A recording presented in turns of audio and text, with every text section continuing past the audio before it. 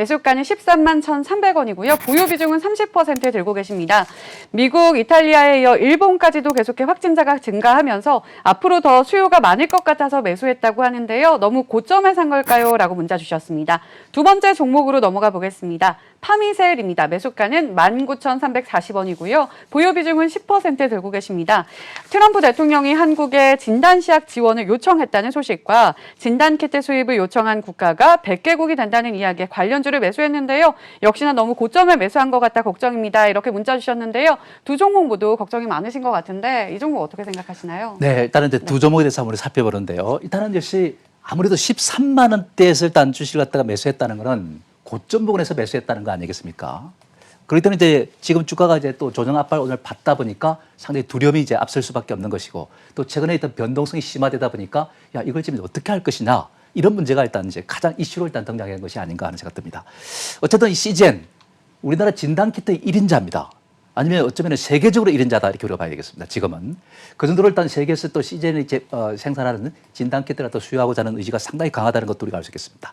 화면을 통해서 우리가 살펴보기 전에 시젠이 이제 어떤 재료를 갖고 있냐면은 여러분들 아시다시피 지금 상태에서 그 어떤 일단 그 진단키트 관련주에서도 비교할 수 없을 정도로 실적이 가장 좋습니다. 그리고 재무적 상태도 아주 양호하고요. 부채 상태도 일단 거의 이제 없다시피 할 정도로 양호한 겁니다. 이런 것을 바탕에 깔고서 보니까 주가가 최근 들어서 가장 탄력적으로 움직였다 이렇게 볼 수 있는데 화면을 우리 한번 보시면은 일단은 그렇습니다. 아무래도 일단 지금 고가선을 타면서 음봉을 때렸지 않습니까? 캔들상으로. 이렇게 되면 이제 주가가 좀 반락을 갖다가 할 수 있는 그러한 여지가 있다 이렇게 봐야 되겠죠. 그리고 이제 반락을 하면 그다음에 다시 강력한 로봇들을 한 번에 무너지는 것이 아니죠. 그래서 다시 또 아마 들어올릴 겁니다. 그렇게 본다면은 매수했던 바로 일단 이 13만 원 부근까지 아마 근접할 것으로 이렇게 판단합니다. 그렇게 되면 한번 끊어줘야 될 것 같아요.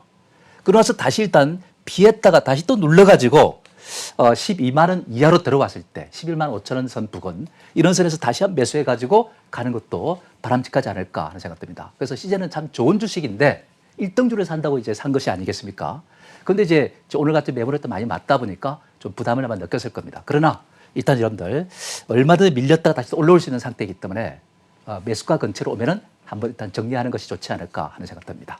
그 다음에 이제 또 한 가지 일단 종목을 우리가 보고자 합니다. 파미셀을 갖다 우리가 보입니다. 이 파미셀은 바로 이 진단을 갖다 하는 그 원료를 갖다가 일단 공급하는 업체입니다. 근데 이 종목도 내용이 상당히 좋습니다. 그러다 보니까 이제 이 종목에 대해서 관심을 또 많이 가졌던 것이 아닌가 싶은데 역시 좋은 내용인 만큼 주가도 이렇게 상당히 탄력적으로 움직였습니다. 근데 이것도 이제 서서히 이제 경계성 매물이 많아지고 거래량도 일단 상당히 지금 많아지고 있는 것을 우리가 느낄 수 있습니다. 자, 그렇다면 우리가 경계권에 이제 들어오고 있다는 것을 알 수 있겠고요. 그러나 아직까지 끝은 아니다. 좀 더 추가적인 상승이 가능하지 않을까 하는 이런 이제 말씀을 여러분께 들으시겠고요. 오늘 고점이 바로 2만 원인데 제가 볼 때는 2만 4천 원대까지도 한번 기대해 볼 수 있다. 잘하면 2만 5천 원까지 갈 수 있는 것이고 그런 선에 오면 한번 분할 매도 한번 해주고 그 다음에 다시 일단 위험을 피해야 되겠죠. 그래서 일단 이 정도까지 한번 떨어질 수도 있어요. 그죠? 16만 원대까지도 한번 떨어질 수가 있는 겁니다. 16,000원 장까지. 그러면 그때 다시 한번 사는 겁니다. 사서 그 다음에 다시 올라왔을 때 일단 18,500원 부근에서 한번 끊어주는 것이 좋겠다 하는 생각 듭니다. 이미 시세가 많이 올라왔기 때문에 지금은 위로 사는 것은 아니고 바로 떨어질 때 산다는 걸 생각하고 위로 오르면 팔아주는데 신경을 쓰는 것이 바람직하지 않을까 하는 생각 듭니다. 여기까지입니다. 부강약품입니다. 매수가는 2만 100원이고요. 보유 비중은 10% 들고 계십니다. 보유한 지 2주 정도 됐습니다. 부강약품의 항바이러스제가 코로나19 치료제로서의 가능성이 있다는 뉴스를 보고 고민 없이 매수를 했는데요. 시간이 좀 걸릴 것으로 보이는데 섣부른 매수였을까요? 라고 문자를 주셨고요. 두 번째 종목은요. 진원생명과학입니다. 매수가는 8,520원이고요. 보유 비중은 20% 들고 계십니다. 이 두 종목은 대표님께서 좀 어떤 생각을 가지고 계신가요? 네, 일단 먼저 부강약품부터 한번 살펴보도록 하죠. 이 부강약품은 여러분들 아시다시피 레보비르라는 항바이러스제입니다. 이것이 지금 이제 코로나 바이러스에 일단 탁월한 효과가 있을 것이다 하는 이런 기대감이 이제 작용했던 것이다 이렇게 봐야 되겠죠. 그런 상태에서 오늘 이제 이 실적을 발표했는데 사실상 실적이 별로 좋지 않습니다.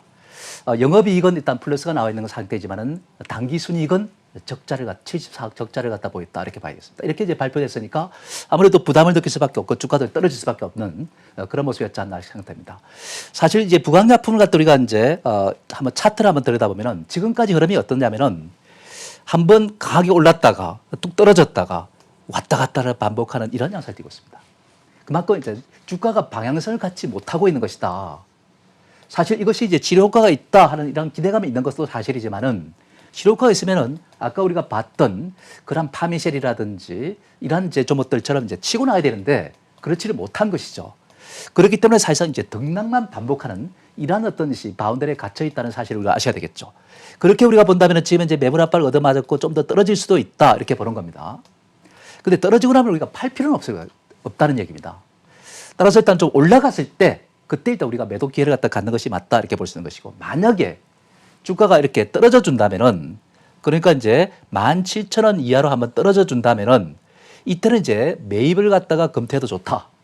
추가 매입을 해도 된다. 이렇게 우리가 보는 것이고요.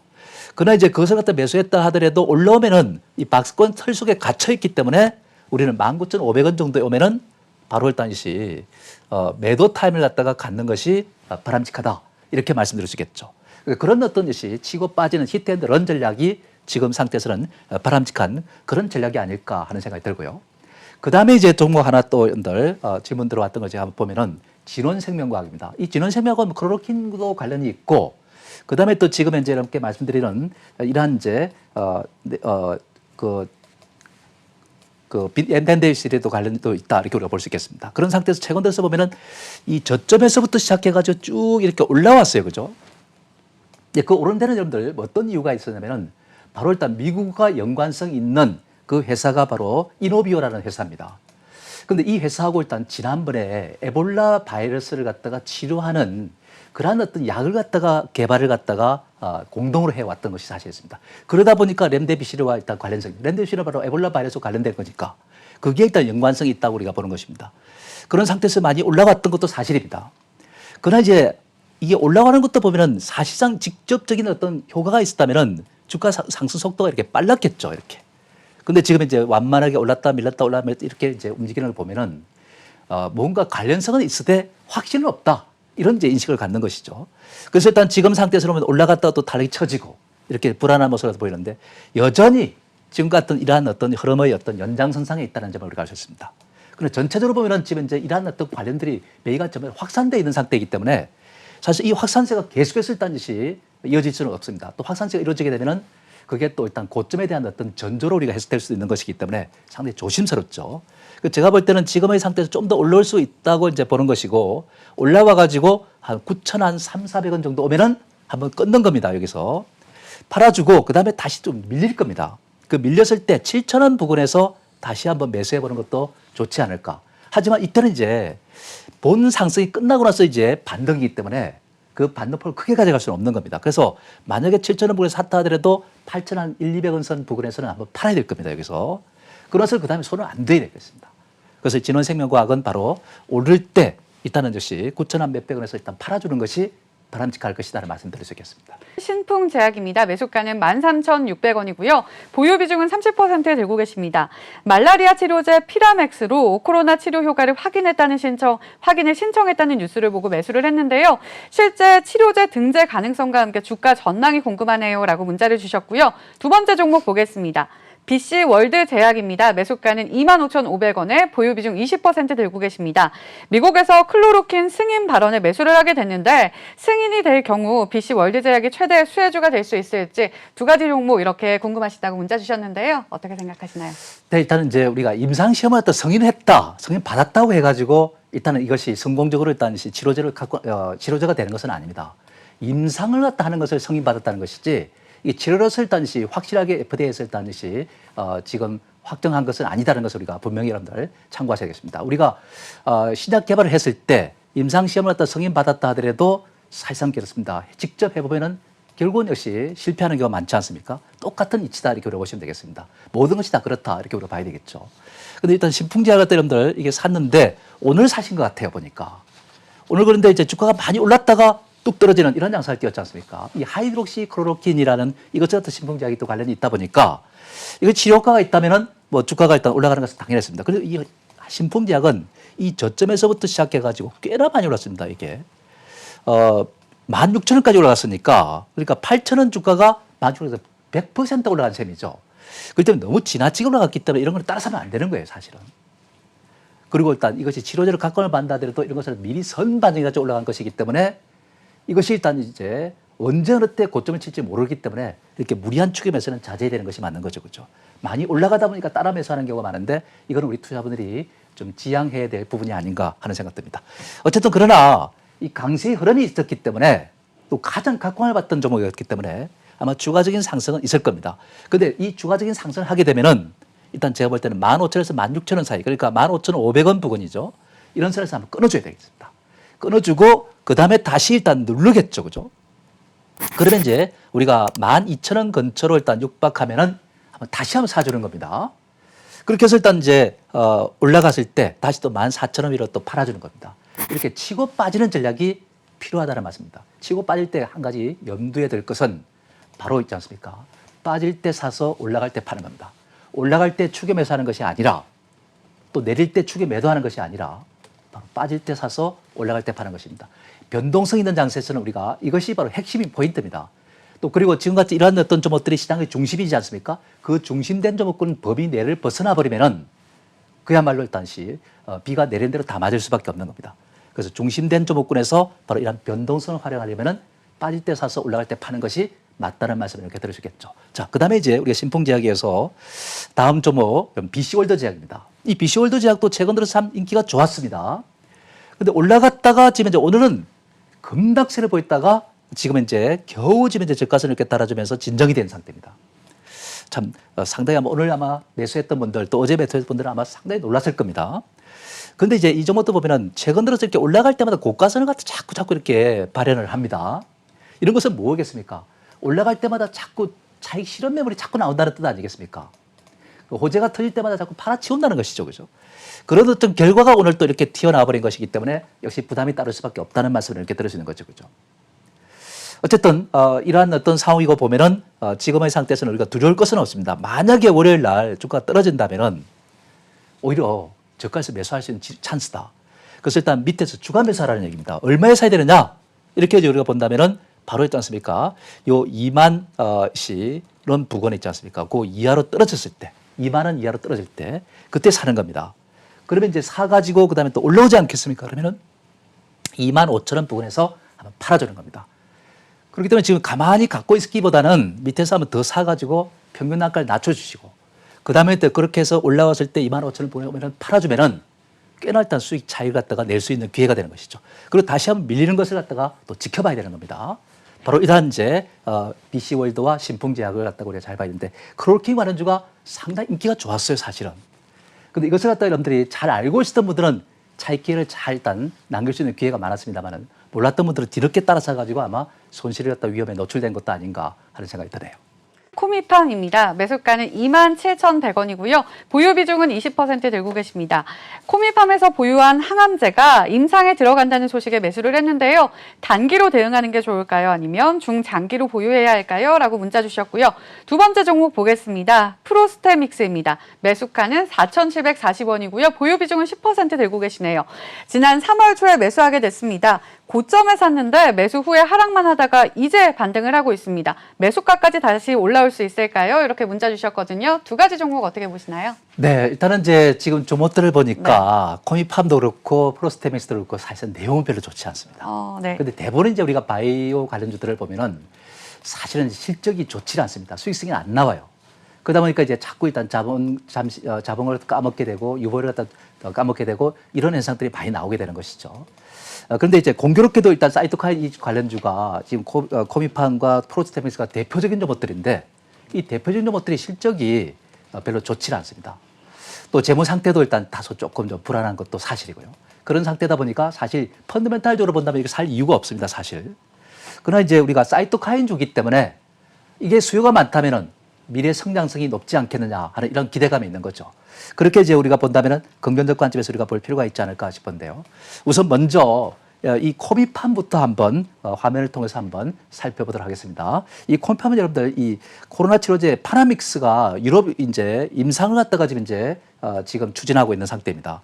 그 재료 때문에 아마 이제 매수한 것이 아닐까 하는 생각이 드는데 최근 들어서 주가가 이렇게 올라왔어요. 그죠? 올라왔다 오늘까지 잘 일단 고점을 올라갔어요. 근데 갑자기 이제 오후에 가지고 느닷없이 떨어지다 보니까 이런 현상이 나왔던 것이 떨어졌죠. 그죠? 떨어지더라도 너무 기복이 심해가지고 많이 떨어졌어요. 근데 제가 판단했을 때는 오히려 이렇게 떨어질 때는 한번 사봤지 않았을까 하는 생각이 듭니다. 내용이 안 좋지만은, 왜냐면 사이토카인주니까. 네. 그 변동성을 활용하는 것이죠. 이렇게 많이 떨어지면 한번 사볼 만한 했던 상태였습니다. 그 평균 단가를 한번 낮춰주고, 그리고 이제 올라갔을 때 한번 팔아주는 것도 좋았지 않았을까. 27,100원에 아까 샀다고 이제 말씀하셨는데, 일단은 그죠. 만약에 밑에서 더 추가적으로 사서 평균 단가를 낮추고, 이렇게 낮춰줬다면은, 그 다음에 이제 올라갔을 때 27,700원 정도 부근에서 한번 팔아주면은, 성공적으로 일단 수익을 내고 또 나오고, 그 다음에 또 떨어졌을 때 또 이렇게 매수를 하는 거죠. 그죠? 그럼 그때 살 때 다시 또 이제 26,000원대, 27,000원대 다시 들어오면 또 사가지고, 그죠? 21,000원 아니죠. 3,000원대 들어오면 사가지고 25,000원대 들어오면 팔고, 이런 식으로 일단 치고 빠지는 전략이 필요하지 않을까. 지금부터는 이제 제가 아까 치고 빠지는 전략을 갖자 이렇게 말씀드렸는데, 왜 제가 이런 말씀을 드리느냐면은 지금 이제 코로나 바이러스도 이제 지속적으로 가는 게 아닙니다. 이제는 들어올렸다가 눌렀다가 치고 빠지고 막 이런 사람들이 많다 보니까 변동성을 보이는 겁니다. 변동성을 보일 때는 우리가 어떻게 해야 됩니까? 떨어지면은 올라가는 것이고 올라가면 떨어지는 거 아닙니까? 그렇기 때문에 올라갈 때 따라서 하면 안 되는 것이고 팔아야 되는 것이고 떨어지면 사야 되는 것이죠. 그죠? 이런 전략으로 취할 때가 수익이 나오는 겁니다. 떨어질 때 샀는데 좀 더 떨어지면 추가 매수를 하고 이렇게 해서 일단 우리가 수익을 추구하는 것이 맞다고 이렇게 보는 것이죠. 그 코인팜은 지금 입장에서 우리가 본다면은 27,700원 정도에서 한번 끊어주라. 수익폭은 적지만은 그리고 다시 밑에 사는 겁니다. 그 점을 한번 참고해 보시기 바라고요. 그 다음에 이제 또 한 가지 프로스테맥스입니다. 이것도 아까 제가 말씀드렸지만은 실적이 좋지 않고 재무 상태도 그렇게 좋은 모습은 아닙니다. 사실 펀더멘탈적으로 본다면 살 이유가 없는 것이죠. 그런데 지금 현재 보면은 이 점도 올라가다가 우리가 투자를 할 때 이전에 고점이 있지 않습니까? 거기까지 오면은 이 고가선을 달리게 됩니다. 이렇게. 고가선이 달린다는 것은 경계 대기성 매물이 많다는 뜻이에요.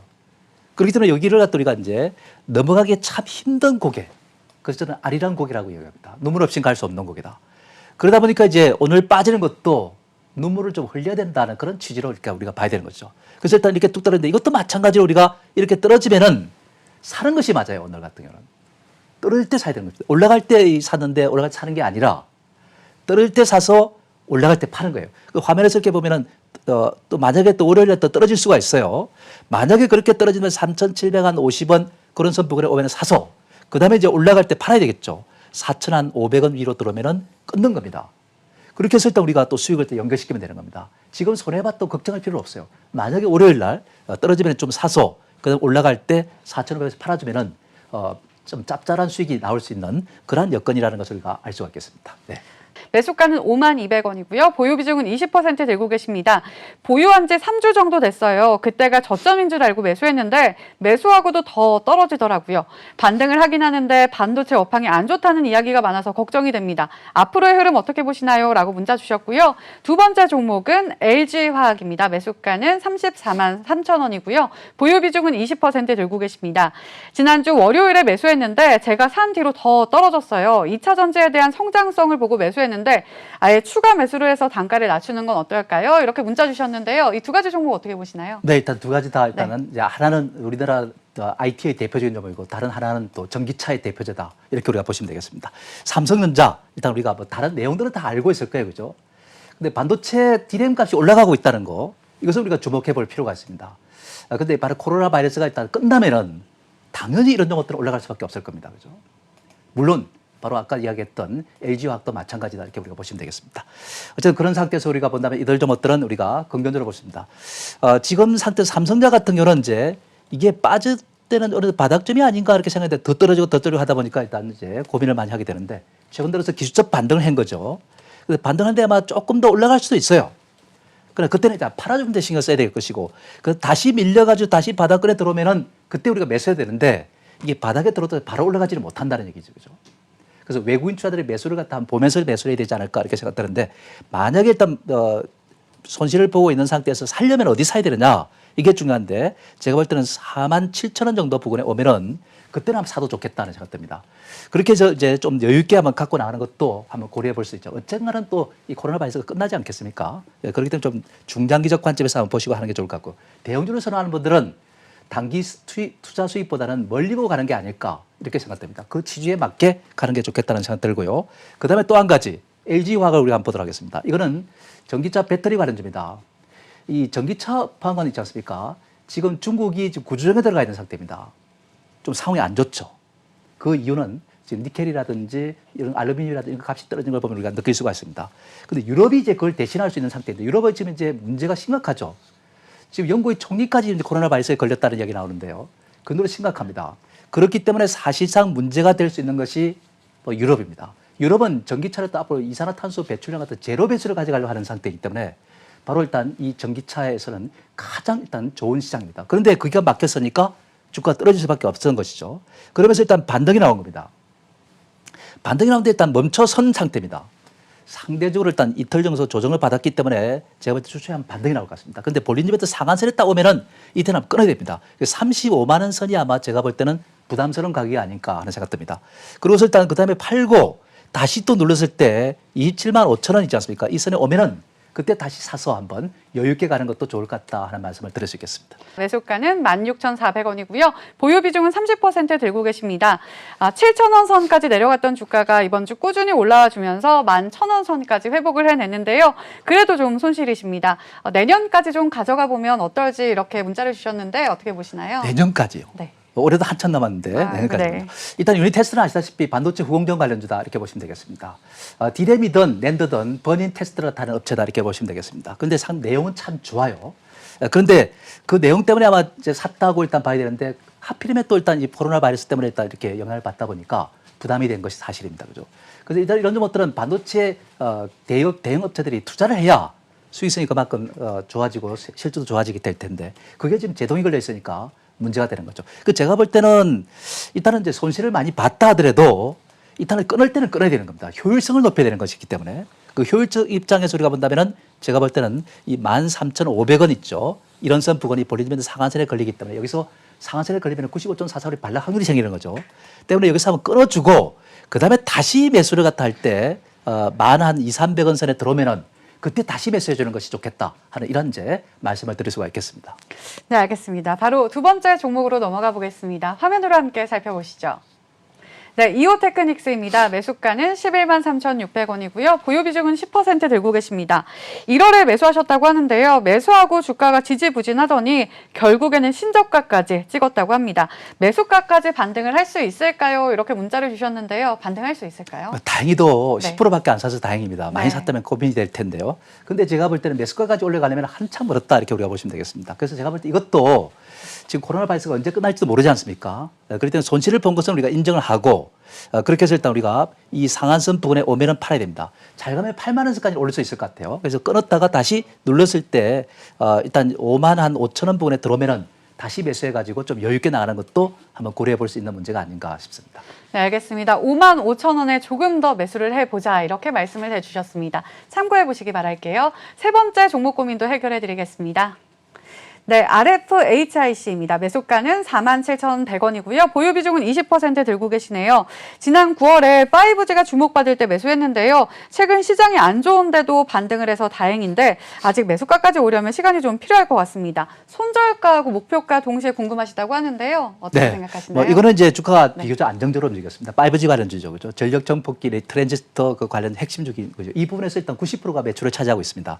근데 지금은 이제 보면은 일단은 올라갔다가 시로 들어간 셈입니다. 기조가 무너진 것은 아니죠. 그죠? 네, 그렇기 때문에 제가 볼 때는 이 무너지는 상태에서 좀 더 밀릴 수는 있습니다. 밀릴 때 요 라인이 매수권이죠. 그 35,500원 선, 이 부분이 바로 매수 타임이 됩니다. 근데 주가 매수 한번 해 주십시오. 그리고 나서 그 다음에 올라왔을 때는 바로 39,000원대로 들면 팔아주는 거죠. 그렇게 해주고 그 다음에 이제 다시 또 눌렀을 때 그때 다시 또 3만 한 6천 원 부분에서 다시 매수해가지고 길게 가자는 이러한 전략이 필요하지 않을까 하는 생각 듭니다.